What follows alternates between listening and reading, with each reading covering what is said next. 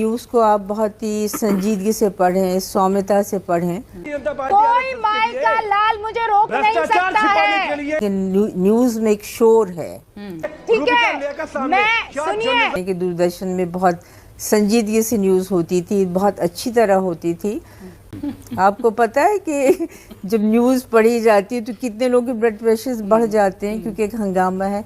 दूरदर्शन समाचार, जहां बात होती थी सच्ची खबरों की, जहां बात होती थी देश के मुद्दों की, जहां पर समाचार दिखाया जाता था। इन इलाकों में पिछले महीने की 30 तारीख को विनाशकारी भूकंप से पत्थर और मिट्टी से बने लगभग सभी मकान और इमारतें ढह गई थीं, जिससे बहुत बड़ी संख्या में लोग हताहत हुए। वैज्ञानिक अकादमियों का जनसंख्या सम्मेलन कल नई दिल्ली में शुरू हो रहा है। सम्मेलन में जनसंख्या बढ़ने की जटिल समस्या, सामाजिक आर्थिक विकास और पर्यावरण संरक्षण पर विचार किया जाएगा। मध्य प्रदेश और मिजोरम में इस महीने के अंत में जारी होगी। लेकिन आज की गोदी मीडिया, आप देखिए ये किस तरह से फेक न्यूज फैलाते हैं कि इन लड्डुओं को बनाने में जिस घी का इस्तेमाल हो रहा है वो घी मिलावटी है। प्रसाद के रूप में मिलने वाले लड्डू में एनिमल फैट का इस्तेमाल हो रहा था। तिरुपति के प्रसाद में जानवरों की चर्बी की जो मिलावट पाई गई है, वो मिलावट उस घी में पाई गई है जिस घी से लड्डू तैयार किए जा रहे थे। आप ये देखिए कि किस तरह से ये गोदी मीडिया बिना किसी पुष्टि के तथ्य को सामने रख रहे हैं और जनता तक एक गलत मैसेज, एक गलत इंफॉर्मेशन को वो वहां तक पहुंचा रहे हैं। इसका खुलासा होने के बाद भी इन लोगों ने किसी तरह की कोई भी माफी नहीं मांगी अभी तक। अब आप दूरदर्शन के एंकर्स को सुनिए। देखिए शम्मी जी कितनी बड़ी बात कह रहे हैं कि हमें ये ऐसा लगता था या हमें ये डिसिप्लिन बताया जाता था कि आपके ऊपर एक जिम्मेदारी है। तो जब आप किसी बात को जनता तक पहुंचा रहे हैं तो आपके अंदर वो जिम्मेदारी वाली बोध होनी चाहिए। एक जिम्मेदारी का एहसास होता था, क्योंकि स्कूलों में, कॉलेजेस में बच्चों को कहा जाता था कि ये जो लोग जिनको आप सुनते हैं या देखते हैं, अपने आप में एक इंस्टीट्यूशन है। चाहे वो लहजे की बात हो, चाहे वो तलफ़ुज़ की बात हो, उच्चारण की बात हो, भाषा की बात हो, तो आप इनको देखिए, इनको सुनिए। और एक 70 साल का दादा अपने 13 साल की पोती के साथ बैठ के न्यूज़ देख सकता था। और अभी के एंकर्स को सुनिए आप, ये इतना चीखते हैं, इतना चिल्लाते हैं कि सामने वाला इंसान जो सुन रहा है, अगर उसका प्रेशर नॉर्मल है तो वो भी हाई हो जाए। मतलब एक नॉर्मल इंसान हाई ब्लड प्रेशर का शिकार हो सकता है। सुनिए, ताल ठोक कर करूंगी देश के प्रधानमंत्री को डिफेंड। कोई माई का लाल मुझे रोक नहीं सकता है, ठीक है। मैं सुनिए, तुझे अक्ल है? तू क्या बोल रही है? चुप! सरकार पर सवाल उठाने वाले अब माफी मांगेंगे, पूछता है भारत। मैं आपको कहना चाहता हूँ 2 शब्दों में, चल हट। तो नहीं होता है। चीख कर चिल्लाऊंगा, चीख कर चिल्लाऊंगा, चिल्ला कर, चिल्ला चिल्ला का, चिल्ला कर, चिल्ला चिल्ला का, चिल्ला कर, चिल्ला चिल्ला। कुछ लोग होते हैं जिनकी पीन अटक जाती है, तो एक चीज दिमाग में भर जाती है तो बोलते रहते हैं। अब आपने इसका मजा लेना चाहिए जी, आनंद लीजिए, टेंशन मत रखिए ऐसी चीजों का। पर बैठे रहते हैं, 1 घंटा वहाँ पर बैठकर ज्ञान देते हैं, मेहनत करते हैं रुपए का लियाकत की तरह। हटा रही हूँ आपको देश से मोहब्बत नहीं है, न काम है, बैठकर यहाँ पर ज्ञान देंगे। चुप रहिए, बकवास करने आती है बस। अब आज की चीखती हुई मीडिया एंकर्स पर हमारी सलमा जी क्या कहती है, तो एक बार उनके विचार सुनिए आप। कि अंदाज था कि न्यूज़ को आप बहुत ही संजीदगी से पढ़ें, सौम्यता से पढ़ें।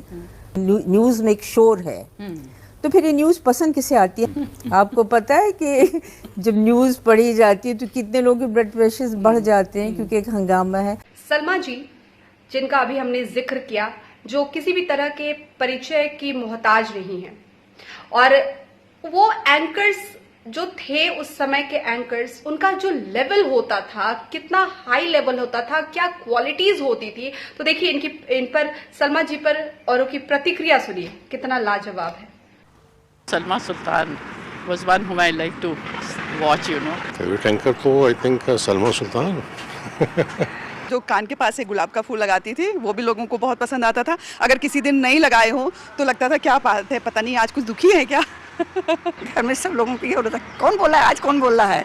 देन एक एक्साइटमेंट होता है, वो बोले अच्छा जल्दी आओ, देखो वो आगे करो, बोलो। जो उनके ड्रेस होती थी, मतलब साड़ी पहनी हुई होती थी, मुझे इतनी अच्छी लगती थी कि मैंने उसको बना कर देखा, मेरे से कभी बनी नहीं वो साड़ी, पता नहीं वो किस तरह से ऐसे करके बना के रखती थी, बिल्कुल ऐसे उनकी साड़ी होती थी, first class. She really looked like the goddess of learning.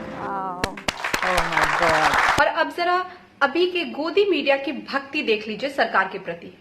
ये चुनाव आपको ये बताते हैं कि जिन लोगों ने कोविड को लेकर भारत सरकार की नीतियों को हर बार कमजोर और दिशाहीन बताया, कोविड के बाद आर्थिक मंदी और फिर बेरोजगारी को एक बहुत बड़ा मुद्दा बना दिया, और जिन लोगों ने उसके बाद किसान आंदोलन के नाम पर देश को भड़काने की कोशिश की, ये नतीजे ऐसे लोगों के चेहरे पर एक बहुत बड़ा तमाचा है। और ये जो बेरोजगारी और आर्थिक मंदी के मुद्दे हैं, ये भी नकली निकले। इन नतीजों ने इस नकली माहौल की पूरी हवा निकाल दी है। यानी दिल्ली की जनता ने यह बता दिया है कि दिल्ली के लोग आलसी हैं, उन्हें बाकी के देश से कोई मतलब नहीं है, और जनता ने राष्ट्रीय मुद्दों और बीजेपी को नकार दिया। आपने सुना, जहां पर बीजेपी चुनाव जीतती है वहां पर इनकी भाषा सुनिए, और जहां पर बीजेपी हारती है वहां पर ये किसको दोष दे रहे हैं? जनता को। मतलब ये जनता को ही गलत ठहरा रहे हैं कि वहां की जनता ही क्या है, गलत है। तो ये है इनकी भक्ति। सिर्फ सरकार की भक्ति ही नहीं, फेक न्यूज फैलाने में भी इनको महारत हासिल है। आप पहले एक रिपब्लिक का एक ट्वीट देखिए।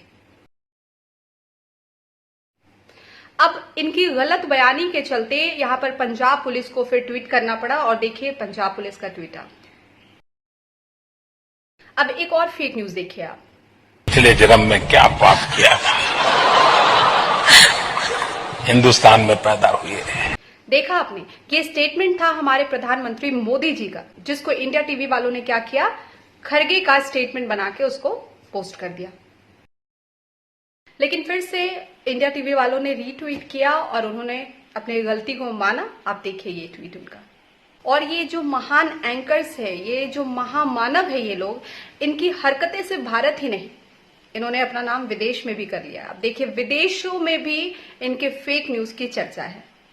Is India's media facing a credibility crisis? Doctored images and videos taken out of context. Tamper with the audio and video. So-called fake news, misinformation. Fake news. Fake news. This is imagined to have most impact in India. The bad part of it is that there is no moderation and filtration. These people are giving journalists an appalling name. Indian mainstream media have been rife with misinformation. Can you attribute the same video game to diverse geopolitical military events and Iran? These people are giving journalists an appalling name. They are absolutely dreadful. देखा आपने, ये लोग विदेश में भी बदनाम हो चुके हैं। ये करते क्या है, दिन रात बस नरेंद्र मोदी नरेंद्र मोदी नरेंद्र मोदी नरेंद्र मोदी, सुबह नरेंद्र मोदी, शाम को नरेंद्र मोदी। और इन गोदी मीडिया ने अपना स्तर इतना गिरा दिया कि अब आप देखिए इसमें नौटंकी भी शुरू हो गई। पैसा मिलेगा, बैठेगी तो कैसा मिलेगा, उस दौर से लेकर इस दौर तक बदलाव होना लाजमी है, और बदलाव होना भी चाहिए, परिवर्तन होना भी चाहिए, लेकिन बदलाव इतना ना हो जाए कि आप अपने लेवल को गिरा ले, आप अपने क्वालिटी से कॉम्प्रोमाइज कर ले।